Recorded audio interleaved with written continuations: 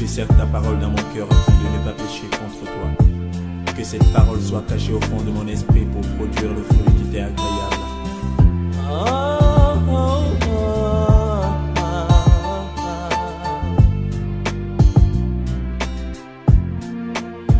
Plus que jamais, j'aime ta parole. Merci beaucoup, Pasteur Bonougan, pour votre disponibilité habituelle pour la direction de la prière, pour la coordination même que vous faites du comité de prière. Nous sommes touchés, nous sommes édifiés, nous sommes enseignés par votre comportement. Et c'est à juste titre que Papy ne veut pas vous laisser.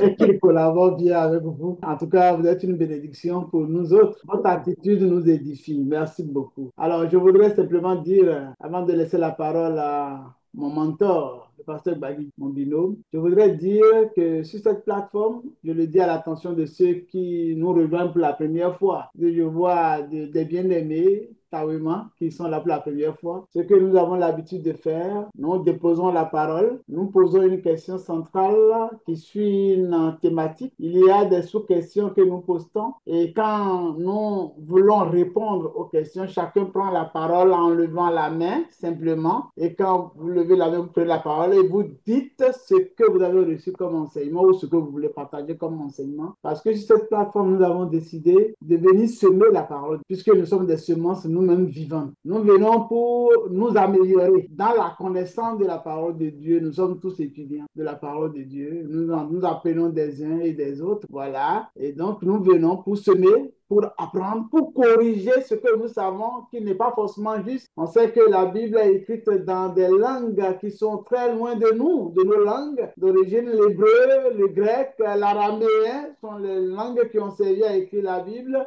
Et parfois, il y a la grammaire qui est différente, parfois, il y a le vocabulaire qui est différent, la conjugaison qui est différente. Et tout ça, ben, quand on met ensemble, parfois, on n'a pas la juste compréhension. Et ici, nous essayons de comprendre la parole par la méthode Ulpan. Ulpan qui veut dire par la méthode à partir des textes originaux. Voilà.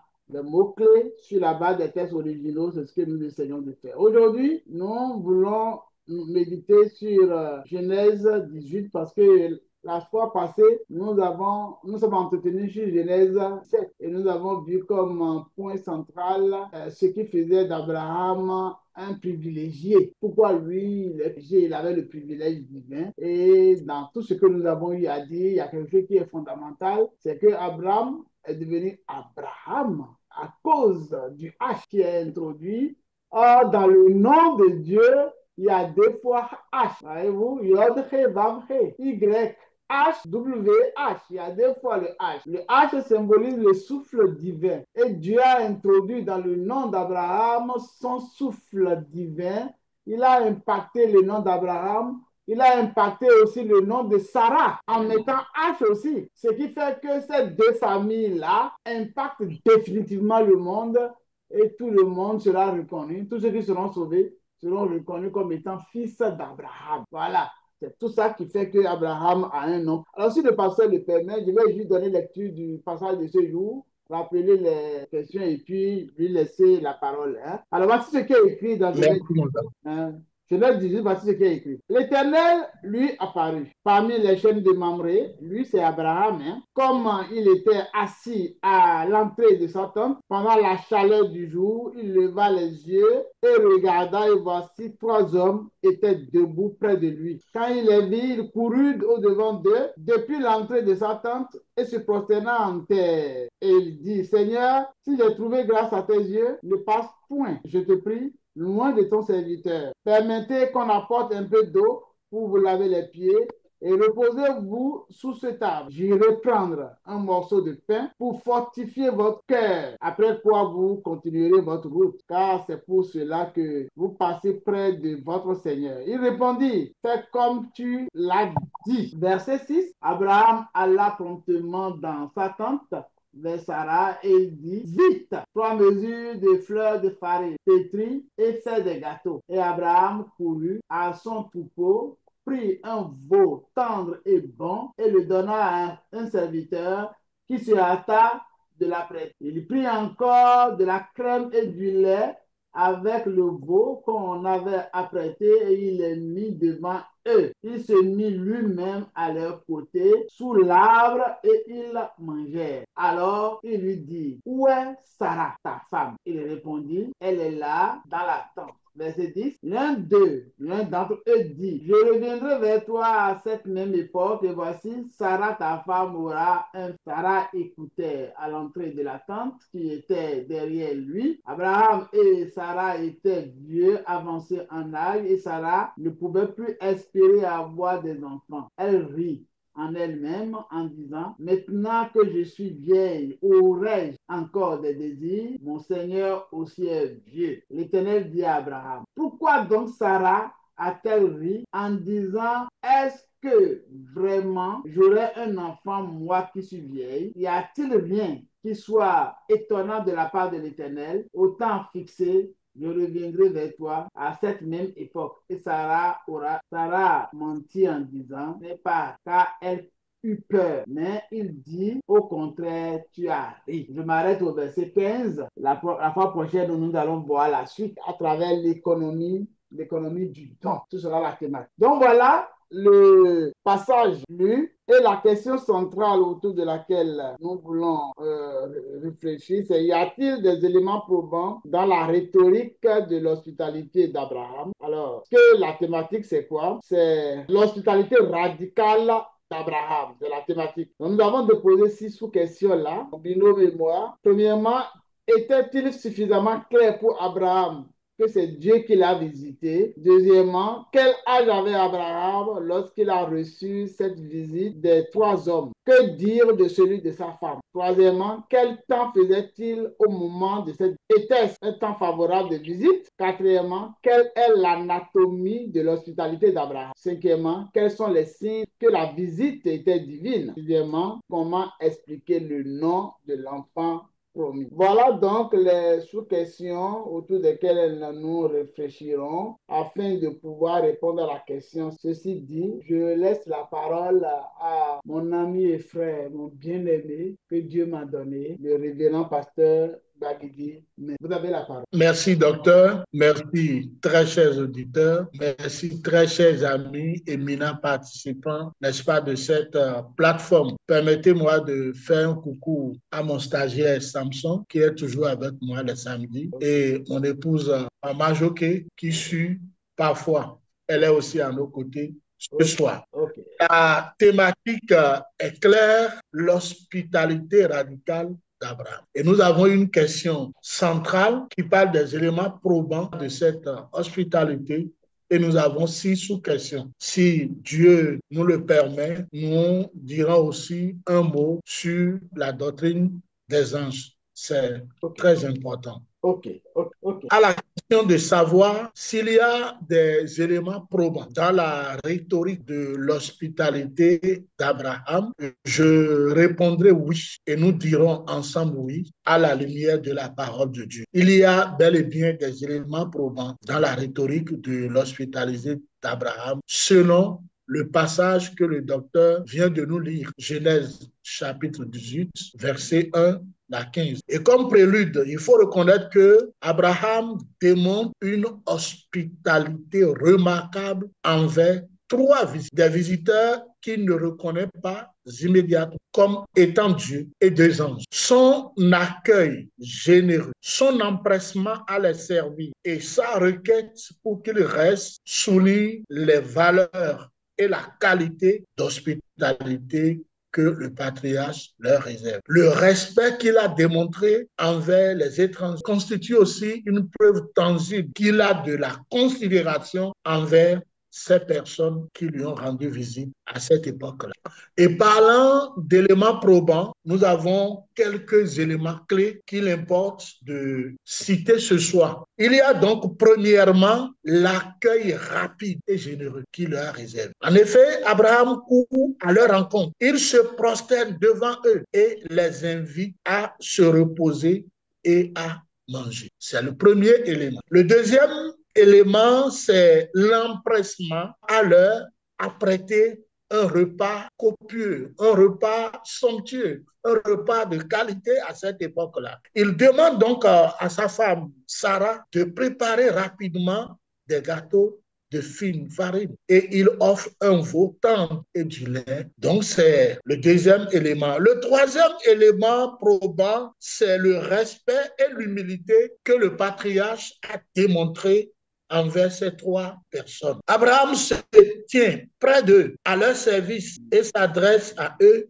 avec respect, tandis que ces trois éléments étaient à manger qu'on leur a appris. Je rappelle que nous avons parlé premièrement de l'accueil rapide et généreux, deuxièmement de la préparation d'un repas somptueux, voire copieux, troisièmement le respect et l'humilité qu'il leur a démontré. Et le quatrième élément, c'est le désir de les retenir. Il insiste pour qu'ils restent et ne passent pas outre, soulignant son désir de les accueillir et de partager avec eux. J'ajouterais même la pratique qui avait cours à l'époque quand les étrangers, les visiteurs viennent d'ailleurs, après avoir parcouru une longue distance, il était de coutume à cette époque-là de leur laver, c'est important. Abraham, le père des multitudes, l'a fait. Et il importe de noter la dimension spirituelle de l'acte, de cet accueil. La visite est une manifestation de Dieu et l'hospitalité d'Abraham est interprétée comme étant un accueil de Dieu lui-même. L'hospitalité d'Abraham est un exemple de générosité, de respect et de reconnaissance de la dignité humaine, des valeurs qui transcendent les époques et les cultures. Donc, c'est ce que j'ai retenu comme étant des éléments probants de la rhétorique de l'hospitalité d'Abraham dans le passage. Donc, nous avons noté les 4 éléments et ajoutons la dimension spirituelle dont je viens de parler. Il y a que nous devons passer aux sous-questions, si vous le permettez. Okay. Est-il suffisamment clair pour Abraham que c'est Dieu qui l'a visité? Ah, c'est là une question. Et après lecture, nous constatons qu'il n'est pas explicitement dit qu'Abraham sait immédiatement que ses visiteurs sont Dieu. C'est important. Cependant, son comportement envers eux, notamment son empressement à les servir et à les honorer. Là, il faut reconnaître que Abraham, ou à leur rencontre, se prosterne devant eux et leur offre le meilleur de son hospitalité, ce qui indique une certaine reconnaissance de leur importance. Donc, ce comportement-là suggère qu'il reconnaît une dimension divine ou surnaturelle de leur présence. Et quand nous lisons Genèse chapitre 19, verset 1, parlant de Lot, le texte dit, les 2 anges arrivèrent à Sodome sur le soir et Lot était assis à la porte de Sodome. Quand Lot les vit, il se leva pour aller au-devant d'eux et se prosterna la face contre terre. Mais ici, parlant d'Abraham, dans Genèse 18, 2, il est dit, il leva les yeux et regarda, et voici 3 hommes. Le texte ne parle pas d'anges. 3 hommes étaient debout près de lui. Quand il les vit, il courut au-devant d'eux depuis l'entrée de sa tente et se prosterna en terre. Et il dit, Seigneur, si j'ai trouvé grâce à tes yeux, ne passe point, je te prie, loin de ton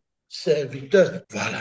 Donc, comme j'ai eu à le dire, le texte ne le dit pas explicitement, mais Abraham avait une conscience de la présence surnaturelle, de la présence éventuelle d'une présence divine. Voilà, parce que pour l'autre, c'était clair que c'était des anges, mais ici, le texte nous parle 3 hommes et non des anges. Donc, l'autre savait qu'il accueillait des anges, tandis qu'Abraham n'avait vu que des voyageurs pauvres, couverts de la poussière des chemins, qui avaient besoin de repos, de réconfort et de rafraîchissement. Il est plus tard révélé qu'il s'agissait de Dieu et d'anges, mais au début, Abraham les traite comme des étrangers dignes de respect et d'hospitalité. Là où il y a un peu d'ambiguïté, c'est quand nous lisons, nous sommes dans Genèse 18, c'est quand nous lisons le passage où il est dit Seigneur, où il a écrit Seigneur avec grand S. 3. Et il dit, Seigneur, si j'ai trouvé grâce à tes yeux, ne passe point.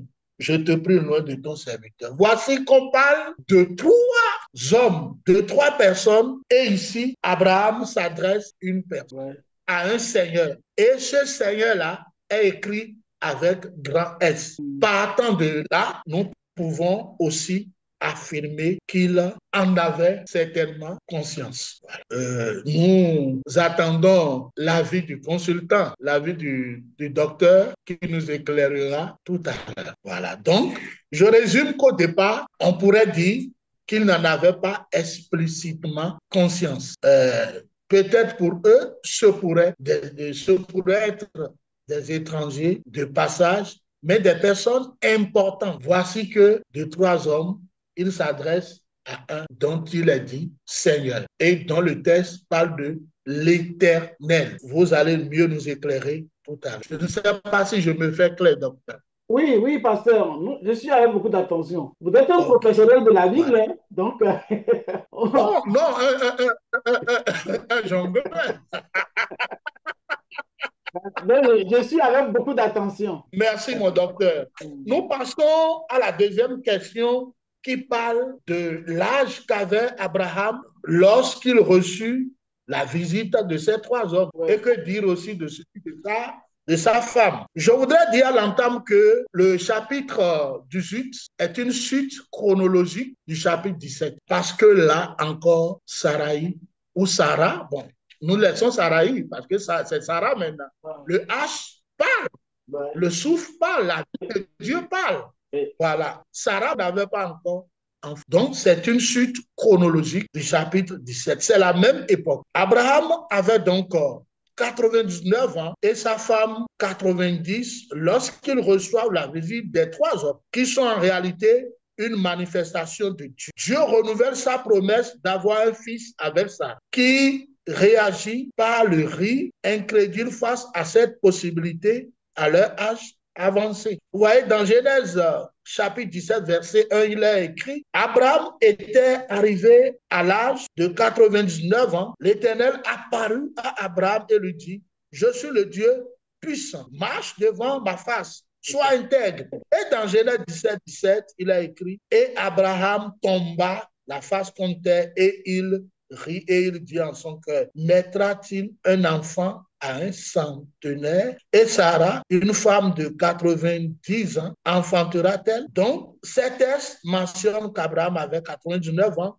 lorsque Dieu a changé son nom en Abraham et a renouvelé sa promesse d'une descendance nombreuse. Donc, je retiens les 99 pour Abraham et 90 pour Sarah. Voilà. Nous attendons néanmoins l'avis du consultant, que vous êtes docteur avant. La sous-question 3.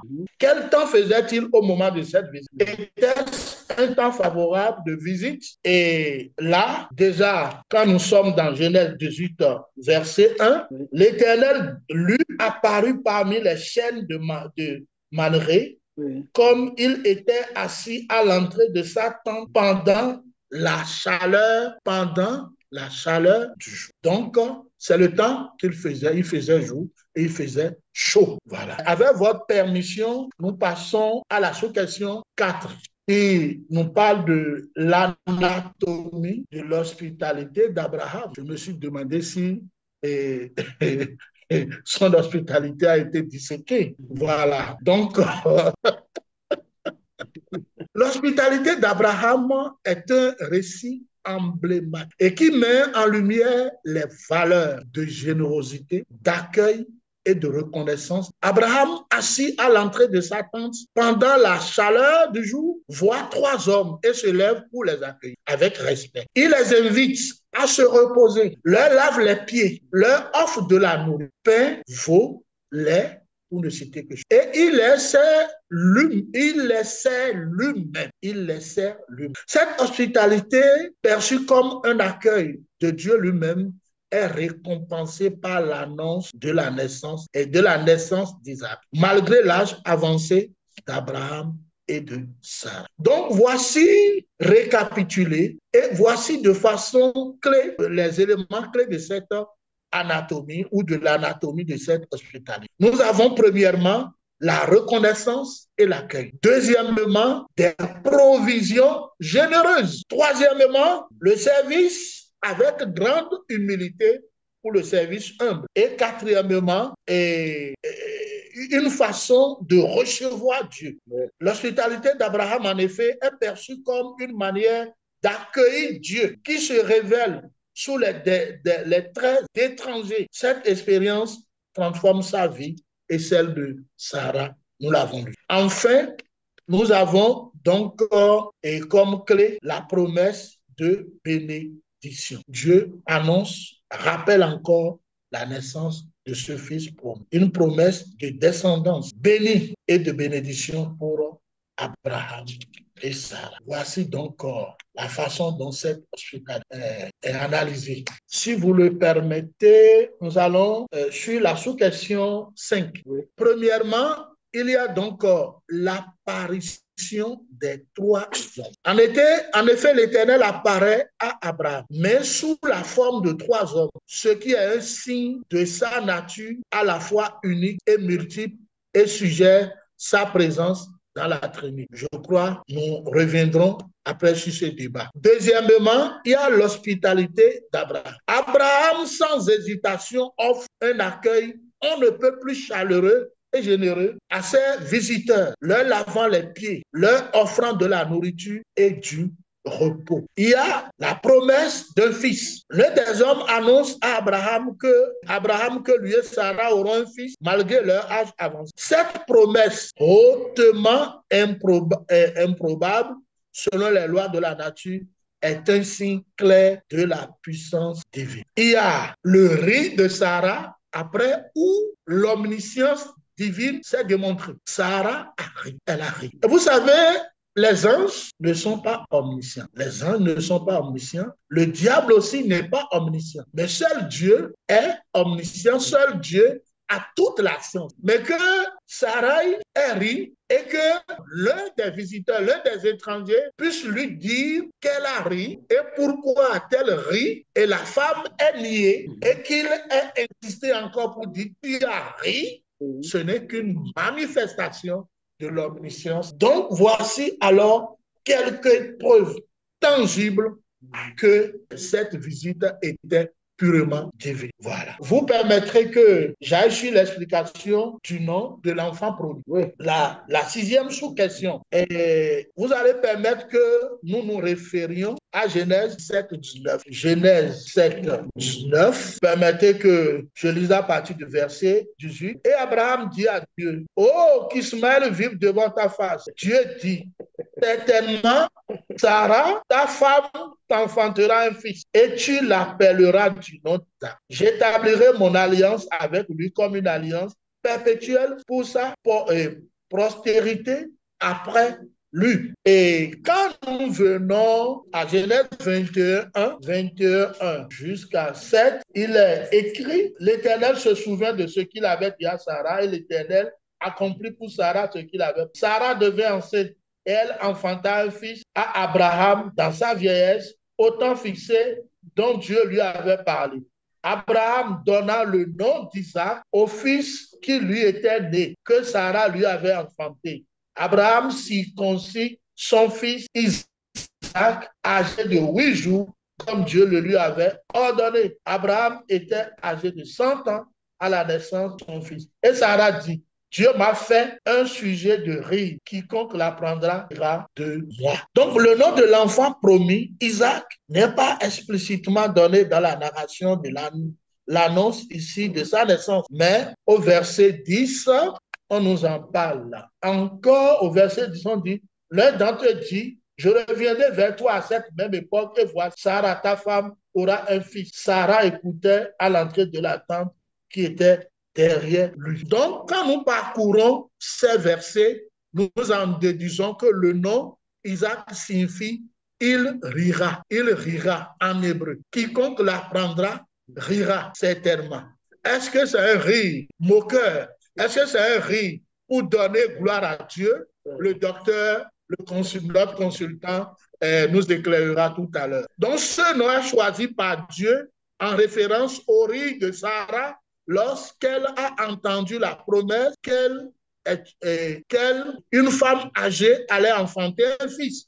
Ainsi, le nom Isaac est un rappel constant de la foi d'Abraham et de Sarah, mais aussi de la puissance de Dieu de réaliser l'impossible. Voilà. Vous allez permettre, mon docteur, Oui, pasteur. que nous voyons quelques notions sur l'angéologie. OK. Mais avant cela, il est important de nous demander, en réalité, ces trois personnes-là étaient-elles, quelle est leur nature? Est-ce que les trois sont Dieu avec Is? Est-ce que les trois constituent Dieu sans Is? Voilà, c'est là la question. Donc, nous avons quelques idées qu'on peut donner. Nous voyons ici trois hommes. Qui sont-ils? Mais le texte parle explicitement d'abord de l'Éternel, avec grand E. Il n'y a qu'un Éternel que nous connaissons. Donc cela ne fait aucun doute.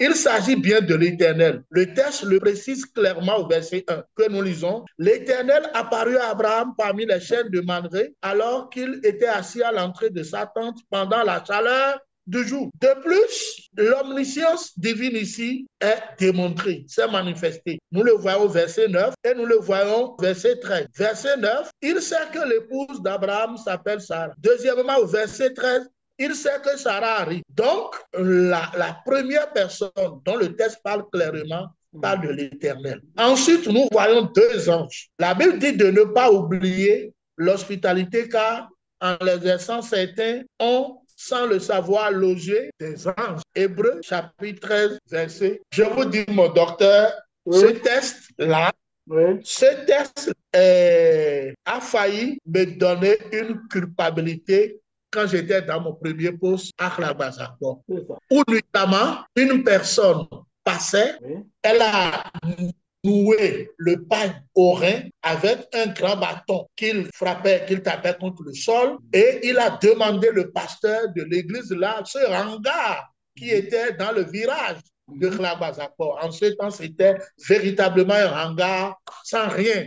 Les gens l'appelaient même centre d'alphabétisation. Voici, on l'a envoyé chez le pasteur. Le pasteur a demandé que les diacres qui étaient des voisins, n'est-ce pas, se retrouvent. Et cette personne-là nous demandait avec empressement à passer la nuit à l'église. Mais un hangar sans sécurité, dans un virage, une brousse, à côté d'une ferme que vous connaissez, nous n'avons pas voulu en assumer la responsabilité. On lui a dit d'aller chez le délégué et certainement le délégué, le chef du village, allait dans le loger. Mais je vous dis, après son départ, non, on n'en avait pas la conscience. On se dit, mais certainement cette personne-là a un an qu'elle passait pour nous bénir.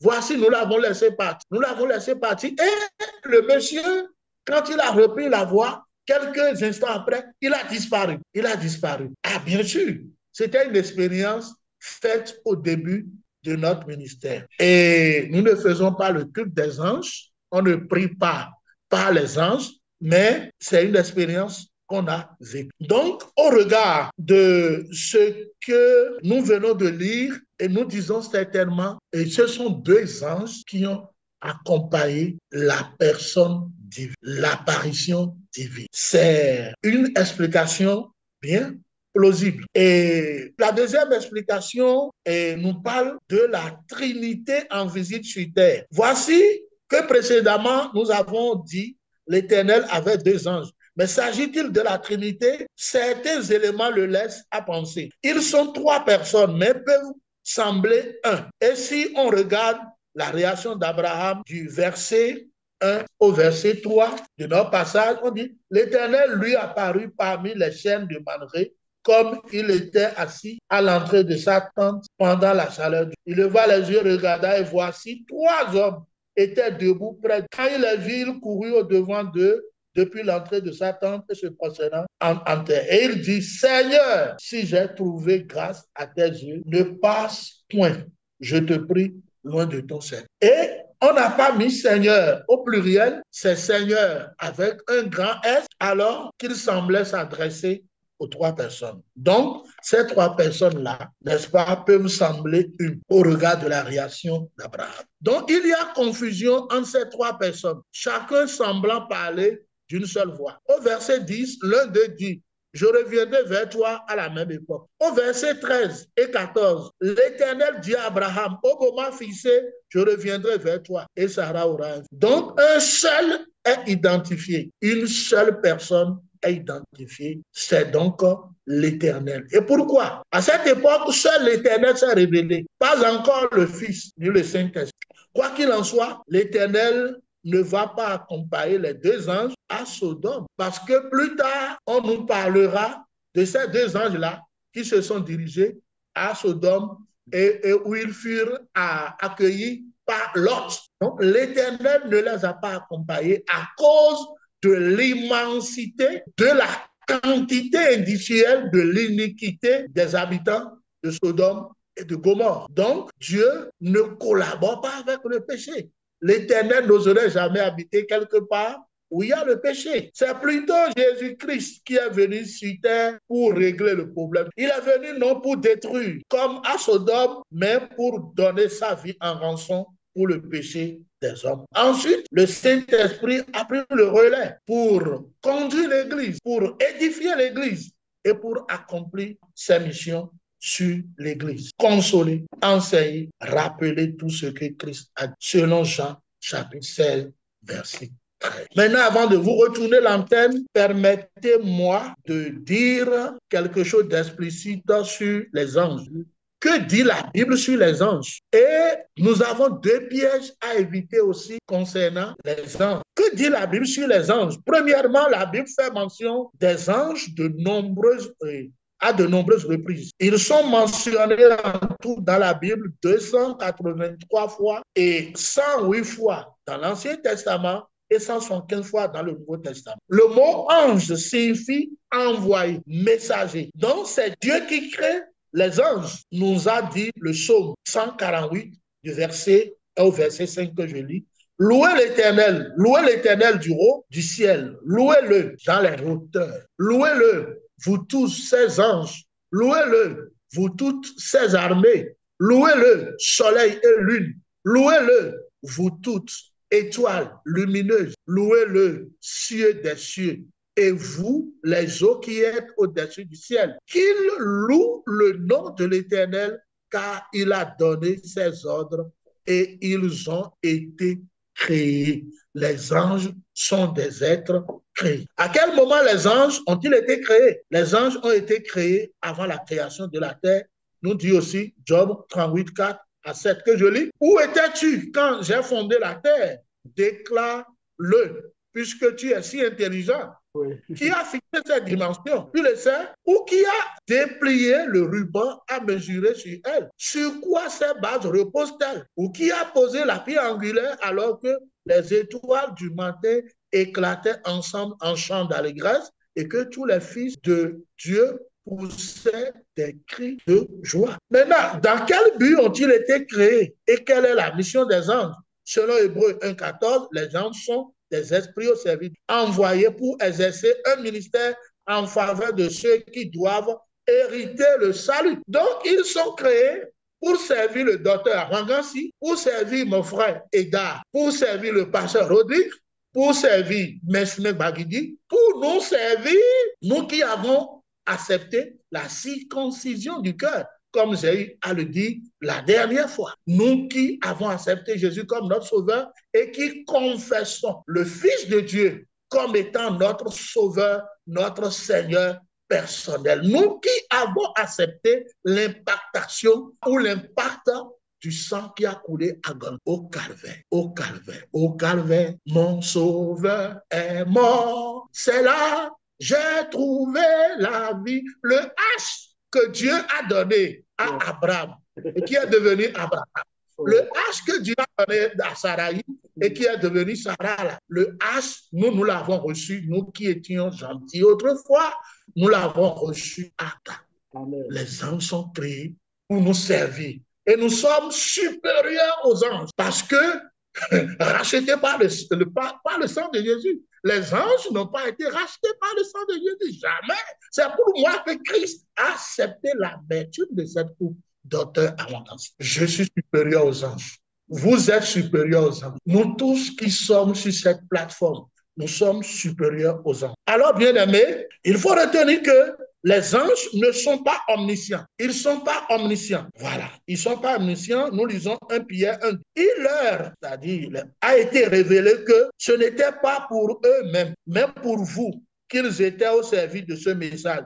Les hommes qui vous ont prêché l'évangile par le Saint-Esprit envoyé du ciel vous ont maintenant annoncé ce message dans lequel les anges eux-mêmes désirent plonger leur regard. C'est-à-dire les anges désirent plonger leur regard dans le message divin, dans l'évangile de Dieu, dans la parole. C'est ce que ce passage nous dit. 1 Pierre 1:12. Donc, 2 pièges à éviter concernant les anges. Tout d'abord, nous ne devons pas les adorer. Nous ne devons pas les adorer. L'adoration des anges est proscrite par la Bible selon Apocalypse 8 et 9. Et 22, Apocalypse chapitre 22, versets 8 et 9. Un ange va montrer à l'apôtre Jean, l'épouse de l'agneau, la Jérusalem céleste. Il dit, moi Jean, j'ai entendu et vu ces choses. Après les avoir entendues et vues, je tombais aux pieds de l'ange qui me les montrait pour l'adorer. Mais il me garde-toi bien de le faire.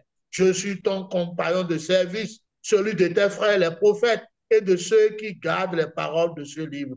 Et il ajoute, adore Dieu seul. C'est important. Et adore Dieu, seul Dieu mérite d'être adoré, pas les anges qui ne considèrent pas eux-mêmes, qui se considèrent eux-mêmes comme étant des compagnons de service des chrétiens. Les anges sont nos serviteurs. Deuxième avertissement, nous ne devons jamais prier par les anges. Pas d'adoration vis-à-vis des anges et aussi nous ne devons pas prier par les hommes. L'Éternel avait d'ailleurs prévenu les hommes bien longtemps auparavant de ne pas se représenter des créatures célestes, selon Exode 24 et 5. Il a écrit, tu ne te feras pas de sculpture sacrée, ni de représentation de ce qui est en haut dans le ciel, en bas sur la terre et dans l'eau plus bas que la terre. Tu ne te prosterneras pas devant elles et tu ne les serviras pas, car moi, l'Éternel ton Dieu, je suis un Dieu jaloux. Je punis la faute des pères sur les enfants jusqu'à la 3e et la 4e génération de ceux qui me détestent. Et j'agis avec bonté jusqu'à 1000 générations envers ceux qui m'aiment et qui respectent mes commandements. Nous ne devons donc ni prier, ni adorer les anges. Nos prières, notre adoration doivent se tourner vers Dieu seul, qui est le seul à en être dit. Que Dieu vous bénisse, docteur. Merci beaucoup. Je vais m'arrêter là. Amen. Amen. Amen. Vous nous avez servi, pasteur. Vous avez servi. Et la série sur les gâteaux, la doctrine des anges, l'angélologie. Merci beaucoup. Il fallait que cette précision soit faite, surtout qu'il y en a qui prient les anges, qui invoquent les anges. Et c'est nos contemporains qui font cette erreur-là. Et la précision était nécessaire. Merci beaucoup. Merci. Merci infiniment. Merci.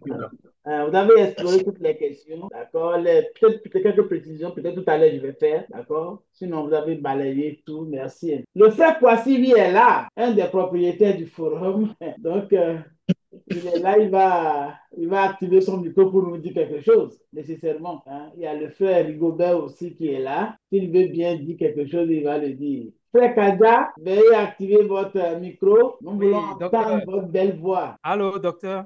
Oui, frère, on entend. Ouais, je voudrais juste vous saluer et saluer aussi le pasteur et tous les frères et sœurs qui sont connectés ce soir. Je n'ai rien à dire. J'ai vu le sujet, j'ai lu le texte, mais je n'ai pas eu vraiment le temps matériel pour travailler là-dessus. Toutes mes excuses et que Dieu vous bénisse. Amen. Il est toujours à distance, je suppose.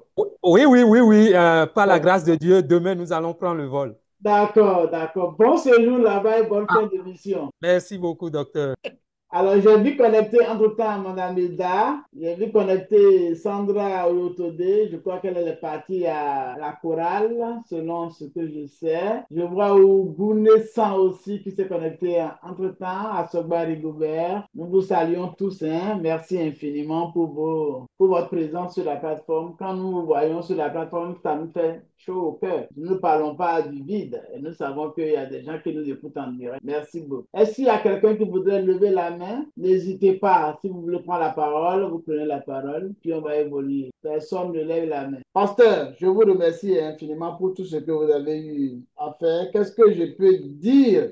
Qu'est-ce que je peux rajouter? Alors, ce test-là, quand on a étudié sous l'angle de la Torah, d'accord, au cours de la Torah, lorsque nous l'avons étudié, il a été mis l'accent sur l'hospitalité d'Abraham. Il a été vraiment mis l'accent sur son hospitalité et on ne peut pas donc aborder ce test sans mettre l'accent là-dessus parce que ce test-là a été vraiment écrit pour ça. Et les questions que j'ai eu à poser, c'est les éléments sur lesquels mon maître, l'enseignant a eu à mettre l'accent que j'ai noté. Hein. C'est par rapport, est-ce que Abraham avait connaissance que c'était vraiment Dieu, à Dieu qu'il avait affaire? Non, il n'avait pas connaissance comme vous l'avez dit. Hein.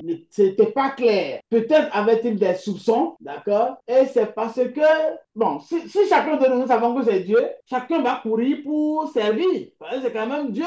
Mais il est parti servir sans savoir que c'était Dieu. C'est un des arguments qui milite en faveur de son hospitalité. En recevant les gens, il n'avait pas conscience que c'était Dieu. Et d'ailleurs, ça vient confirmer le texte d'Hébreu que vous avez lu, pasteur. Certains ont hébergé des anges sans le savoir. Voilà, ça vient confirmer ça. Non, ils ne savaient pas. Même s'ils soupçonnaient, je sais que vous êtes hospitalier. Vous, quand je suis venu à l'ADA, quoique je n'ai pas la tête du Yodre Vavré, vous m'avez bien reçu. Merci, mon docteur. Vous m'avez très bien reçu. J'ai passé des nuits chez vous. Hein? Il y a une année là, j'ai fait un mois de vacances chez vous, hein? 2011-2012, là, si mon souvenir est bon. Donc, non, plus grave. Voilà, vous êtes hospitalier. Et peut-être que vous avez senti en moi d'avance qu'il y avait un dépôt avec lequel vous pouvez travailler. Et d'ailleurs, vous m'avez utilisé quand vous alliez en visite. C'est un chemin que vous me dites, ah, vous allez prêcher là-bas. Hein? Cette prédication, c'est vous qui allez faire. Hein? C'est vous qui allez présenter tel enfant. Hein. Ça veut dire que vous avez senti quelque chose, qu'il y avait un appel. Et d'ailleurs, vous me l'avez dit, qu'il y avait un appel et que cela était visé. Peut-être Abraham sentait ça. Et au fur et à mesure, son intuition, puisqu'on est créé à l'image de Dieu et nous avons un esprit, et dans notre esprit, il y a des facultés, dont l'intuition, dont la communion. Peut-être avait-il une intuition, mais ce n'était pas clair. Donc, ayant servi des gens qui ne pouvaient pas d'office être qualifiés de Dieu, cela atteste son hospitalité. Voilà un des points sur lesquels on a insisté. Pourquoi on a demandé est-ce qu'Abraham savait? Voilà, est-ce qu'il savait que c'était Dieu? Non, il ne savait pas. C'était pas clairement. Et c'est cela qui milite en faveur de son hospitalité. L'autre question qui suit automatiquement par rapport à tout ce que vous avez eu à dire, hein, que je dois ajouter, quel âge avait-il? Ça là, c'est sans débat, 99, l'autre 90. Puisque même dans Genèse 21, verset 5, si je m'abuse, il est bien dit que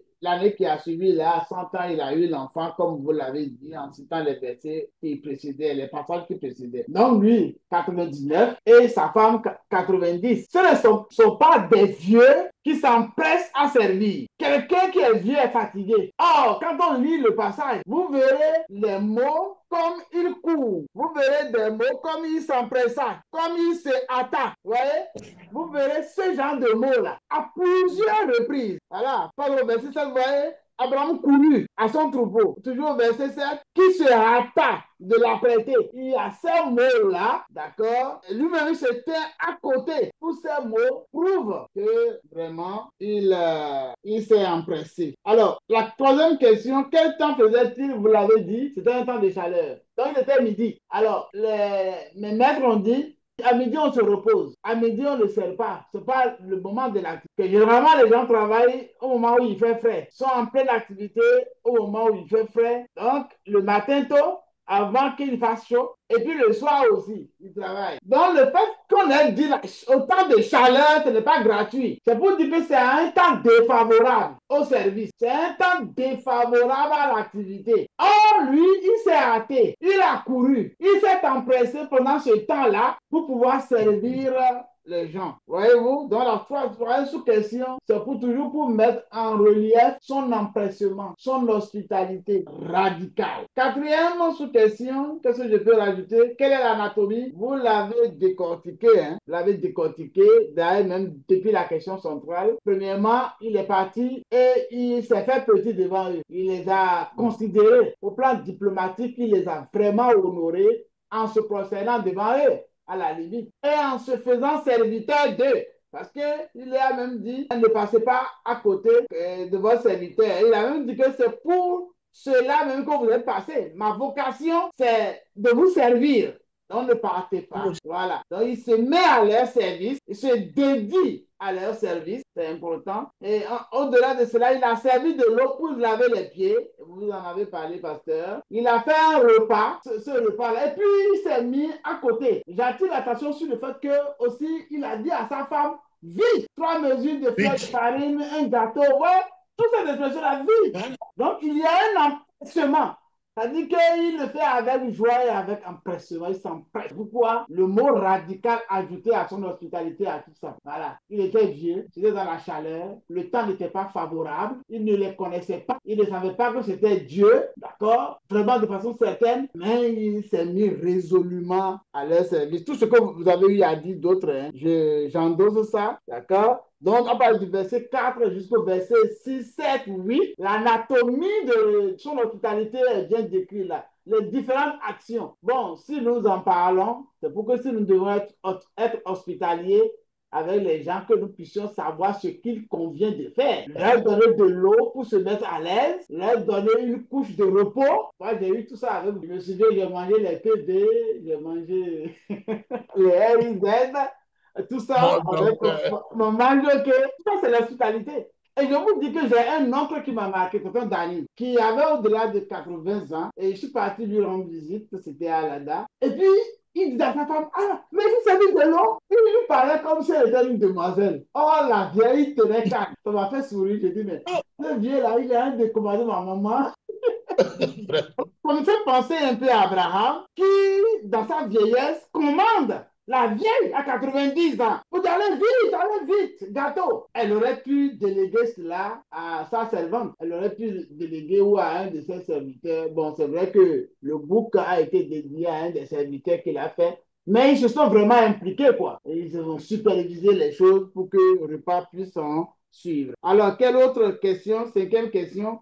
Quels sont les signes que la visite était divine? Pasteur, vous avez soulevé les signes. Le premier signe qui m'a été dit, c'est que Sarah était dans la tente. Les anges ne l'ont même pas vue. Les visiteurs ne l'ont pas vue. Et ils ont dit, où est ta femme Sarah? Ils ne sont pas supposés connaître sa femme et son nom. Mais ils connaissaient son nom avec précision. Vous avez noté l'omniscience. Et ils ont su qu'elle a douté. Voilà. Dans nos tests ici, il est dit qu'elle a menti, mais le test original ne dit pas mensonge. Mais elle a occulté. Elle a occulté. Le test original dit elle a occulté. Elle a voulu cacher. Et si l'ange a insisté pour dire au contraire, tu as ri, c'est parce qu'il ne voulait pas qu'elle ferme la porte au nom qui allait donner à l'enfant.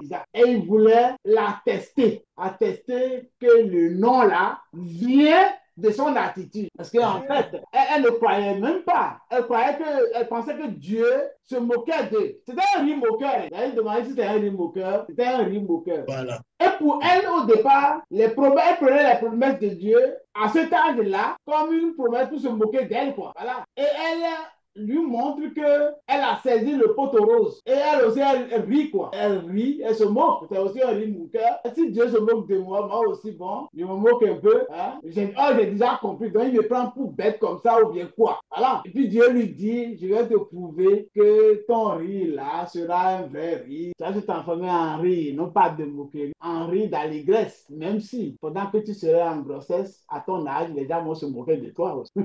Parce que à cet âge-là, si tu tombes enceinte, c'est sûr que les gens vont se moquer un peu de. Pasteur, vous avez de façon excellente présenté, et ça ne m'étonne pas, la visite des 3 personnes. Effectivement, il y avait le perse dedans. Et le Père est resté avec lui. Le Père est resté avec lui. Dieu, le Père, est resté avec lui. Adonai, le Hachem, le Yodhe Bavré est resté avec lui. Et les 2 autres ont continué leur chemin pour aller chez...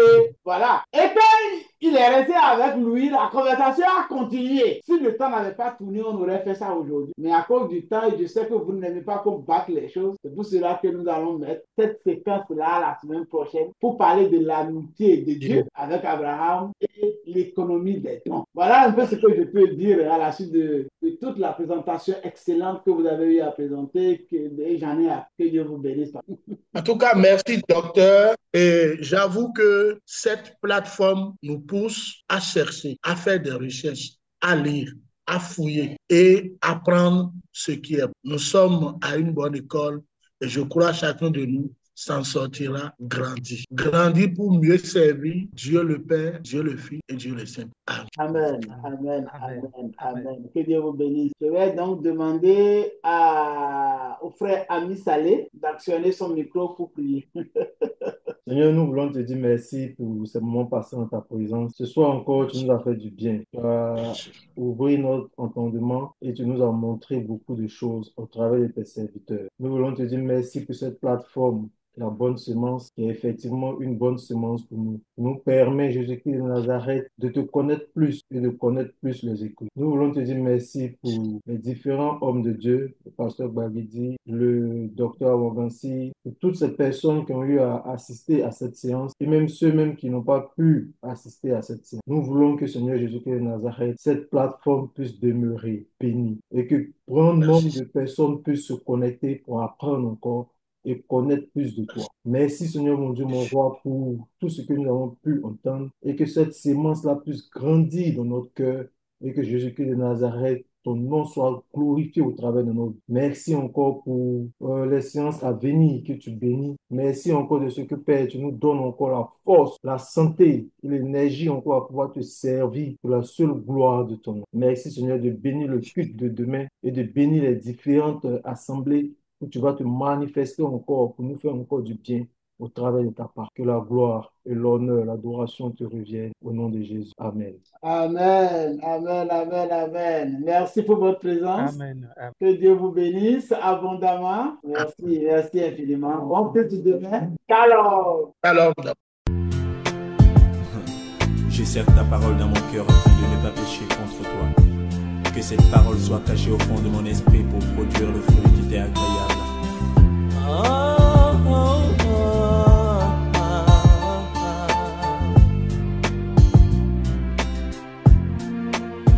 Plus que jamais j'aime